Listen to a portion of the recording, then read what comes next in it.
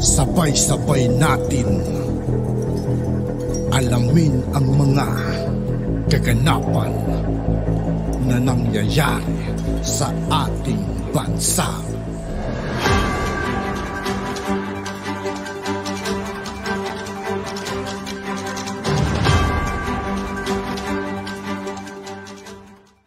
Yo, what's up mga kaibigan? This is I2K po again. Ngayon nandito naman ulit tayo sa channel ni Banat Camartes TV. Dito naman ulit tayo magbibigay ng komento at reaction. Kaya samahan nyo ako guys. Let's go! Bakit pa ho na-dismiss ang kaso ni Castro, Franz Castro, laban kay FPIRT? Yung kasong po yan ay para sa grave threats. At ang demanda po ni Franz Castro ay dahil nga dun sa episode ng Gikan sa Masa kung saan kinuwento ni FPIRD yung usapan niya kay VP Sara, yung anak niya, no, kung paano daw gamitin ng intelligence fund. At ang sabi niya, talagang dapat yung intelligence fund na yan ginagamit laban sa mga kalaban ng taong bayan, yung teroristang CPP-NPA. Nakabahagi si Franz Castro. So yan yung konteksto ng sinabi ni Presidente. At ang sabi ni Franz Castro, binantaan daw ang buhay niya. Na-dismiss. Bakit? Well, sang-ayon po ako sa dismissal, obviously. No? Bakit po? Kasi hindi naman lahat po ng pananalita ay dapat maging kriminal. Bakit? Kasi unang-una, nasa saligang batas po natin yan, nasa Bill of Rights, yung kalayaan ng malayang pananalita. Hindi po lahat ng salita ay dapat maparusahan. In fact, lahat ng parusa na ipapataw dahil lang mga salita. Pero alam nyo, ang pagbanta, hindi lang sa salita. Dalawa po yung rinirequire ng batas.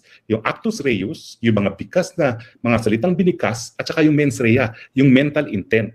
Ano yung mental intent? Ang mental intent talaga ay dapat intensyon na nagsasalita na takutin ang isang tao na magkakaroon siya ng banta sa buhay niya kapag dahil nga dun sa sinasabi ng nagsasalita. So kinakailangan merong mental intention na manakot na pinagbabantaan ang buhay ng iba. Yan po ang grave threats. And sabi ng piskalya, maski napakababa ng ebidensya na rini-require pagdating sa piskalya, probable cause lang, at ang definition ng probable cause ay likelihood na meron ng krimen na nangyari at yung nasasakdal ay siya nga sigurong gumawa ng krimen na yon, kinakailangan mapatunayan yung actus reus at saka yung mens rea. Sabi ng piskal, wala talagang mens rea, wala talagang intention. Number one, ang konteksto, hindi naman niya pinagbantaan si Franz Castro diretsyo. Iba yung pagbabantaan na, ikaw Franz Castro, papatayin kita. Hindi ganun eh. Ang ginawa ni PRRD, kinuwento niya yung usapan nila ni VP Sara. Nang advice niya kay VP Sara, dapat gamitin ang intelligence fund hindi lang para sa ROTC, kundi para labanan ng mga teroristang CPP-NPA. Hindi po tayo mapagbibintangan ng fake news kapag sinabi natin na terorista ang CPP-NPA dahil binansagan sila ng terorista ng Amerika, ng EU at ng gobyerno ng Pilipinas. Dahil talaga namang terorista sila. Sila po ay pumapatay without due process of law.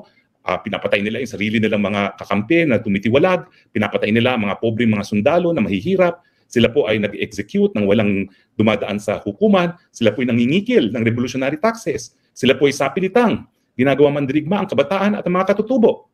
Lahat po yan ay pinagbabawal ng batas o mayroon pag may labanan, pero lahat po yan ay ginagawa ng NPA kasama na yung paggamit ng landmines na pinagbabawal din dun sa Ottawa Convention na pinaglabi ni Princess Diana. So, ang sabi lang ni Presidente, Inday, yung sa usapan namin, kinuwento niya, sa usapan namin ni Inday, sabi ko, kinakailangan gamitin niya yung intelligence fund para supilin, para labanan ang mga teroristang CPP-NPA. Ako, ginamit ko intelligence fund ko para talagang patayin ang mga teroristang CPP-NPA. Wala pong masama doon. Bakit? Kasi merong labanan. Talagang nagpuputukan po sa panig ng gobyerno at sa panig ng CPP-NPA. Di ba ko? Kaya nga gera yan eh. Alam nga magkalitian kayo pag gera. Pero ang konteksto, hindi directed kay Franz Castro yung banta. Kung hindi, wala ngang banta. Sinabi lang ng Presidente kung paano dapat gamitin ng intelligence fund. At yan naman po talaga ang gamit ng intelligence fund. Impormasyon para labanan ang mga kalaban ng gobyerno, gaya ng teroristang CPP-NPA. Pangalawa, ang sabi ng piskal, paano magkakaroon ng intensyon na manakot na babantaan ang buhay ni Franz Castro? Kung papanoorin mo yung buong Gikan sa Masa ng programa na yan, ang daming jokes ni Presidente. Tama ba yun na magbabanta ka sa buhay ng tao tapos joke ka ng joke? So parang sabi ng piskal, wala talaga yung mental intention na bantaan at bigyan ng banta ang buhay ni Franz Castro doon sa telecast niya sa Gikan sa Masa. Pero bagamat hindi binanggil ng piskal yan, syempre po, no, ang salita alone, kung walang clear and present danger na magre-resulta nga sa banta ng buhay ni Franz Castro, hindi dapat pinapatawan ng parusa dahil yan po ay garansyado ng ating saligang batas. Di gumanti rin siya. Pwede naman siya magsalita laban din kay Presidente Duterte, wag lang niya babantaan. In the same way na hindi naman nagbanta ang presidente dahil kwento nga kung ano ang naging advice niya kay VP Sara. So tingin ko po, tamang desisyon. Bakit ba nagkakaroon ng preliminary investigation? Kasi kung isasampa yan, miski wala namang sapat na ebidensya dahil ang elemento ng grave threats ay hindi naman napatunayan, masasayang lang ang panahon, ang resources ng gobyerno sa paglilitis ng kasong yan. At syempre, sa panig naman ng akusado, abay, sayang din ang oras niya, sayang din ang pera niya sa pagdidepensa sa wala namang saysay na demanda. So, ang naging desisyon ng piskal ay tama. Walang saysay ang demanda mo, Franz Castro. Bokya. Bokya. Palpak ang iyong demanda. Gaya ng napakadami ng mga demandang sinasampa. Alam niyo kung bakit palagi nadidismissa ng kaliwa? Kasi sa kanilang isipan, basta file lang sila ng file, wala silang pakialam kung manalo matalo, kasi ang gusto lang nila, propaganda. Pinali lang kasong yan para magalit ang taong bayan laban kay dating Presidente Duterte. Binabantaan ako, kababae kong tao, kongresista ako. Ayun, tumakbo sa mga kasama niya sa Kongreso. Binantaan ako, pag binantaan ang buong Kongreso. Ito namang speaker, dahil nga galit na sa Duterte, dahil nagsalita si Presidente Duterte, sige nga, mag-accounting tayo, at maraming tinatagong Kongreso. Ayun, pumanig kay Franz Castro. Unprecedented po yan. Ako, naging kongresista rin ako sa 17th Congress. Alam nyo, yung mga kaliwang yan, hindi tinatanggap sa mayorya, hindi tinatanggap sa minority. So meron silang independent block dahil sinusuka sila abay dito sa Kongreso, kung saan speaker si Martin Romualdez, bidang-bidang mga kaliwa. Nagkaroon sila ng strategic alliance. O ano nangyari ngayon? Di ba winawakwakan sila ngayon ng kaliwa? Pagdating naman dito sa PI, sa pirma, yan ang inyong mga kaalyado. Alliance for convenience. Basta convenient sila, makikipag-alliance. Pag hindi na, sasaksakin ka rin sa likod. Kaya nga, speaker, huwag ka magtitiwala dyan sa kaliwang yan. Wala yan. Walang mga paninindigan yan. Ang gusto lang nila talaga, i-terrorize ang buong bayan para sumunod sa kanila dahil ang gusto nila, paligiran ng mga syudad. At hanggang ngayon, naniniwala sila na mabubuwag nila ang gobyerno pag pinaligiran nila ang mga syudad. Nakulaos na po yan. Bagamat malaki utang na loob ng bansang China kay Mao Zedong, yung sinasabi ni Mao Zedong na revolusyon sa pamamagitan ng pagpapaligid ng mga syudad, hindi na po uso yan dahil mga Chino ngayon, natatalo pang Amerika sa galing na maging kapitalista. Kaya kayong mga komunistang Pilipino, mga natitira na lang Maui sa buong mundo, kasama ang mga Nepali, hello, naiiwan na kayo ng mga panahon, tama na mga propaganda nyo yan. Yan demanda yan, propaganda talaga yan. O bakit alam nila talaga namang hindi magiging successful ang file nila? Di ba nag-file pa siya ng karagdagan? Na-realize niya, ay kulang yung aking sinampa, kailangan dagdagan pa. Kung kumpleto na yung kanyang sinampa at sigurado siya na maisasapang kaso, hindi na dapat nag-file pa ng supplemental. Yung pag-file nila ng supplemental, pag-amin na kulang-kulang talaga ang mga sinabi nila. Again, bakit na-dismissan si Franz Castro? Kasi puro propaganda. Pagdating sa larangan ng batas, you need to go beyond propaganda. Dapat tignan mo yung mga elemento ng krimen at yung mga elemento, dapat pruebahan mo yan. Itong grupo niya, sila rin nagsampa sa ICC. Akala nila ganun kadali. Kung mahirap mapruebahan sa level ng piskal Pilipino ang elements of the crime ng grave threats, lalo na ang elements of the crime ng crimes against humanity. Can you imagine anong dapat ebidensya na ipresenta mo para mapakita mo na yung patayan ay widespread or systematic na tinatarget ang mga sibilyan dahil sila sibilyan? O kapag hindi na naman nasampayan, o kapag na-dismiss ng pre-trial chamber o ng hukuman, sasabihin na naman, ako'y biktima ng injustice, gaya ng iniiyak ngayon ni Franz Castro. Hello, biktima ka ng sarili mong propaganda. Kasi you cannot go beyond propaganda. Alam nyo, kaya iniwan ko yung kabataan makabayan eh. Sabi ko, bakit ba puro ibagsak? Ibagsak. Pag tinanong bakit, hindi sila makasagot. Basta ibagsak.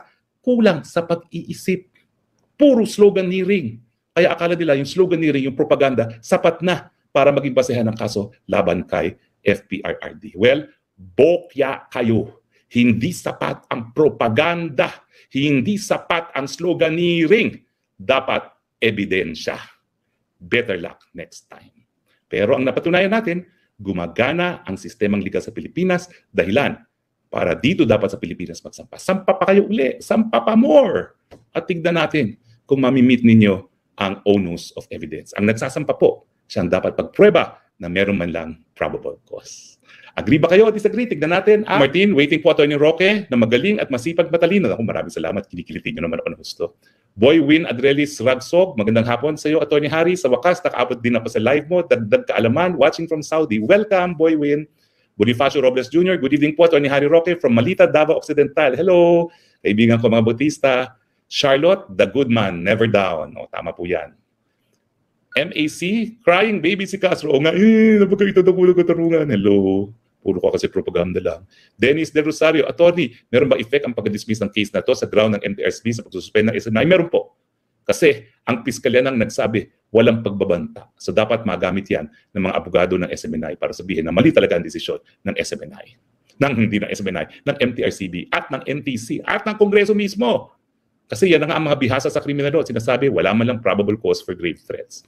Si Miao Cadel, Attorney Roque, hindi po kayang tanggalin o kontrahin si Tamba sa pwesto niya kasi si Tamba ang maglalaglag kay Marcos kaya hindi po ito mapipigilan. Yan ang totoong sitwasyon ni Marcos. Well, tignan po natin, bahala sila. Pero sa tingin ko po ngayon, bumabaho. Ngayon pa lang kasi mga kaibigan, nagkakalaglagan na nagkakaiba lang ng direction no? Kaya parang si Tamba talagang sumisira. Yun ay para sa akin lang mga kaibigan. Ang imahe ng Kongreso at hanggang saan papayag ang mga kongresista, tingin ko po, ngayong tapos ng budget, marami na pong aalma dyan dahil marami nang nagagalit sa Kongreso bilang isang institusyon. Matakin mo, bumibili ng pirma. Tapos na. At yun nga po mga kaibigan, dito po nagtatapos ang ating reaction video. Muli ako po si I2K ng Sundalo ng Dungkalo. Maraming salamat sa patuloy na pagsuporta. Yeah, peace out.